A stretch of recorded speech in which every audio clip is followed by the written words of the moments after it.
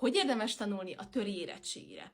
A legfontosabb a felidézhetőség. Ugye rengeteg lexikális tudást kell elsajátítanod, és ezekre emlékezned kell majd az érettségén. Amit itt tudok javasolni, hogy mindig egy logikai rendszert építs. Ami még fontos, hogy átlásd, hogy pontosan miket kell tudni. Sokan azt gondolják, hogy az egész tananyagot tudni kell, amit a 4 év alatt tanultak, viszont ez nem igaz. Egy kerettantervben teljesen pontosan meg van határozva, hogy mi az, ami az emelthez tartozik, és mi az, ami a középhez.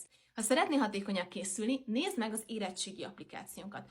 Úgy készítettük el, hogy az összes olyan pszichológiai és módszertani elem benne van, ami segít abban, hogy ténylegesen fel tudj készülni egy ilyen nagy anyagból is, mint a történelem.